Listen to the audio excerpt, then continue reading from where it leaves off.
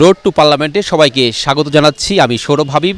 আমি আছি রাজশাহীর পদ্মাপাড়ে। এখানে বেশ কিছু প্রবীণ এবং তরুণ ভোটারদের কাছে জানবো আগামীতে তারা কেমন সংসদ দেখতে চায়, কেমন প্রার্থীকে প্রাধান্য দিতে চায়। আমরা প্রথমেই জানবো তাসিন খান, একটু বলবেন আগামীতে কেমন প্রার্থীকে আপনারা প্রাধান্য দিতে চান? আসলে আমরা বাংলার সৃষ্টির পর থেকেই দেখে আসছি যে এখানকার যে রাজনীতি এটা খুবই বেশি দুর্নীতিগ্রস্ত হওয়ার ফলে যারা রাজনীতি করছে বা যারা নির্বাচিত হয়ে আসছে তাদেরকে দেখা গেছে যে খুবই বেশি ক্ষমতা পদ পদবীর জন্য ফ্যাসিনেটেড। তাদের কাছে জনগণের যেই চাহিদাগুলো, আমাদের যে সমস্যাগুলো বা আমাদের জীবনমানের উন্নয়ন করার যেই নীতিমালাগুলো সেইগুলো সবচেয়ে বেশি নেগলেজেবল। তো আমরা এইবার চাচ্ছি অন্তত 24-এর গণ অভ্যুত্থানের পর আমরা এমন কাউকে পাবো আমাদের প্রতিনিধি হিসেবে যাদের কাছে আসলে জনগণই প্রায়োরিটি পাবে। ধন্যবাদ। আমাদের সঙ্গে আছেন এই এলাকার নাট্যকর্মী। একটু বলবেন যে কেমন সংসদ দেখতে চান আগামীতে?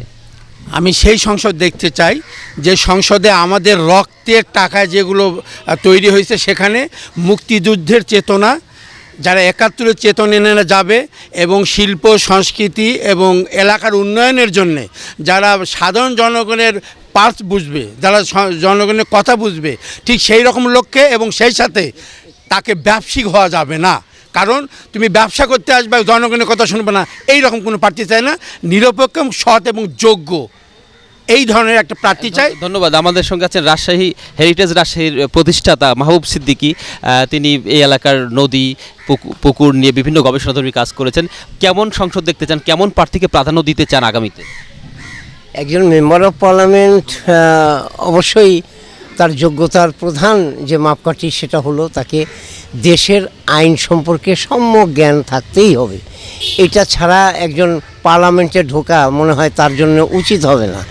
কী জন্যে যে দেশে বিভিন্ন সেক্টরে বিভিন্ন জায়গায় পুরাতন যে আইনগুলো আছে সেগুলো বিশ্লেষণ করে নতুন কি আইন প্রণয়ন করতে হবে এই বিষয়ে তার তো প্রচুর জ্ঞান থাকতে হবে। এমন নয় যে তাকে শাহ আজিজের মতো পার্লামেন্টারিয়ান হতে হবে কিংবা আলিমাল রাজির মতো এত জ্ঞানী পার্লামেন্ট নো, কিন্তু তাকে দেশের আইনটা জানতে হবে এবং পরিবর্তনশীল যে সমাজ, সেই সমাজে কোন আইনটা কোন জায়গায় প্রযোজ্য হবে এটা নিয়েই তাকে ভাবনা। এমন নয় যে অর্থনৈতিক ব্যাপারে উনি ইনভলভ হবেন। আগের এমপিরা এই গত 20-25 বছর হলো দেখছি এরকম নয়, এরকম হওয়া উচিত কাম্য নয় আমাদের কারোর জন্য। শিক্ষিত এবং আইন সম্পর্কে জানবে এমন কথা বলছিলেন এমন লোককে বলবেন। আপনি রাজশাহীর 952 পুকুরে রিটকারী হিসেবে ছিলেন। কেমন সংসদ সদস্যকে আগামীতে দেখতে চান? আমি সংসদ সদস্য দেখতে চাই যাদের মানে সৎ, যোগ্য এবং যাদের মানে সংসদে সম্পর্কে ধারণা আছে এবং আইন সম্পর্কে ধারণা আছে। আইন সম্পর্কে সম্যক ধারণা যদি না থাকে সে পার্লামেন্টে যে বিবৃতি দিবে সে বিবৃতি জনকল্যাণমূলক হবে না। এখানে আরেকটা বিষয় বলতে চাই যে আইন আমাদের বাংলাদেশে অনেক সংশোধন হলো, বর্তমান মাননীয় আইন উপদেষ্টা করলেন, কিন্তু ভূমিদস্যুরা যে আইনের অপব্যবহার করে মানে দস্যুতা করে সে আইনটা এখনও রয়ে গেছে, সেটাকে বাতিল করছে না। তামাদি আইনের 28 ধারা এটা বাতিল হওয়া অতীব জরুরি। একটি বিষয়, সৎযোগ্য সবাই বলছেন, কিন্তু সৎযোগ্যর আসলে অর্থটা কি? হ্যাঁ, সৎযোগ্যর অর্থ ব্ল্যাক মানি যারা উপার্জনের আশায় সংসদে আসবে না। এবং ইতিপূর্বে আমরা পার্লামেন্টের সদস্যদেরকে দেখেছি এটা ভিআইপি বিজনেস হিসেবে নিয়েছে। হয়তো 1 কোটি টাকা দিয়ে নমিনেশন ক্রয় করেছে, সে 10 কোটি টাকা উপার্জন করেছে। এই যে ব্ল্যাক মানির প্রবণতা, এই প্রবণতা আমি বর্তমানে আশা করছি না। আমাদের সঙ্গে আরও কিছু তরুণ ভোটার আছেন, তাদের সঙ্গে একটু কথা বলবো আমরা। কেমন প্রার্থী দেখতে চান আগামীতে? আমরা এমন প্রার্থী চাচ্ছি যারা বাংলাদেশের যে আদর্শ, বাংলাদেশের জন্যই কাজ করবে, মানে শুধুমাত্র এবং একমাত্র বাংলাদেশের স্বার্থেই কাজ করবে, এরকম নেতৃত্ব উঠে আসতে হবে। এবং তারা আসলে রাজনীতিজীবী হবে না, মানে রাজনীতিবিদ হতে হবে। মানে এখন তো রাজনীতিকে জীবিকা হিসেবে নিচ্ছে, ফলে এইটা আমরা কাম্য করছি না। কেমন নির্বাচন দেখতে চান আগামীতে?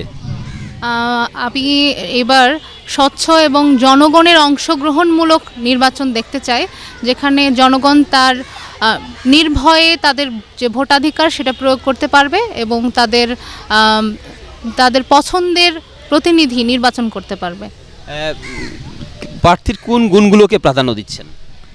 আমি যদি প্রার্থীর গুণ বলি, আসলে এই প্রার্থীটাই তো বর্তমানে সমস্যা হয়ে দাঁড়িয়েছে। এটা হলো পুঁজিবাদের উপর নির্ভর করে একজন প্রার্থীকে নমিনেশন দেওয়া হচ্ছে।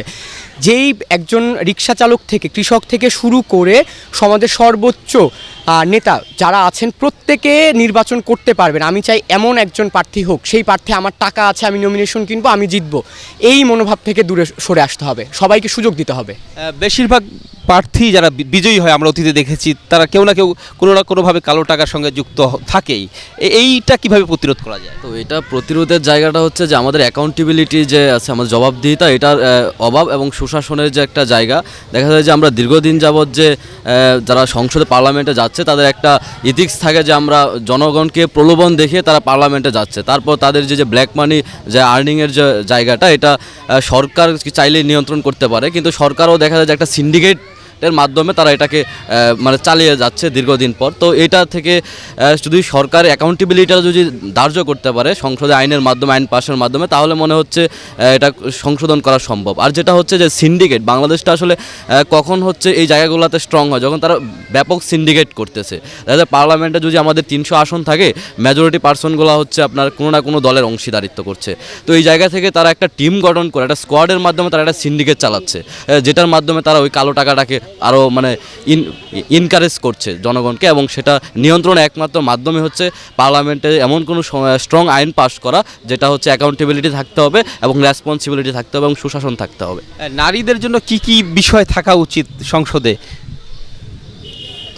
নারী প্রার্থীদের যারা আছে অনেকেই সংরক্ষিত হয়, এই বিষয়গুলো কীভাবে দেখেন আপনারা? না, ভালো চোখে দেখা হয় এটাকে। আমি চাই দেশে একটা ভালো নারী প্রার্থী হোক, এটাই আমি চাই, আর কিছু না। আপনারা কেমন প্রার্থীকে প্রাধান্য দিচ্ছেন এবার?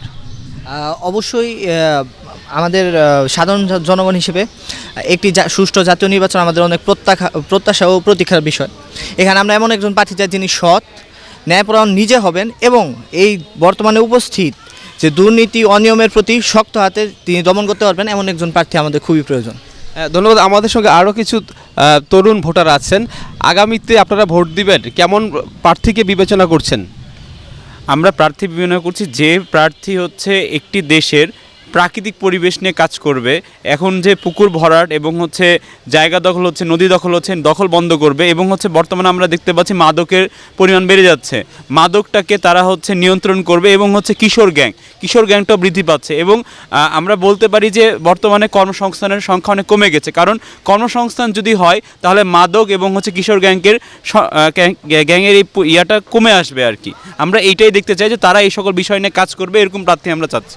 যারা নির্বাচিত হবে তাদের কাছে আপনাদের প্রত্যাশা কি থাকবে আগামীতে? আমি একজন ইউনিভার্সিটি স্টুডেন্ট হিসেবে আমি সবসময় যেমন এডুকেশনালের দিক থেকে বাংলাদেশ এগিয়ে থাকবো, অন্যান্য দেশের সাথে তাল মিলিয়ে চলার জন্য সক্ষম হয়। যেমন চীন, আমেরিকা, এইগুলোর দেশ কিন্তু আমাদের চেয়ে এডুকেশনাল দিক থেকে 50 বছর 60 বছর এগিয়ে আছে। আমি চাই পার্লামেন্টের যে সংসদ যাবে তারা যেন আমাদের এই এডুকেশনাল প্ল্যাটফর্ম নিয়ে কাজ করে, এই প্রত্যাশায় রাখবো। ধন্যবাদ। আমরা এখানকার তরুণ ভোটারদের সাথে কথা বলছিলাম, অনেক প্রবীণদের সাথেও কথা বলছিলাম। তারা বেশ কিছু বিষয়কে সামনে রেখে কথা বলেছেন। তারা মাদক মুক্ত, কালো টাকার ছড়াছড়ি যারা করবে তাদেরকে বাদ দিয়ে সৎ, যোগ্য এমন ব্যক্তিকে তারা সংসদে দেখতে চান যারা সাধারণ মানুষের কল্যাণে কাজ করবে। তো এই ছিল রোড টু পার্লামেন্ট রাজশাহীর সর্বশেষ।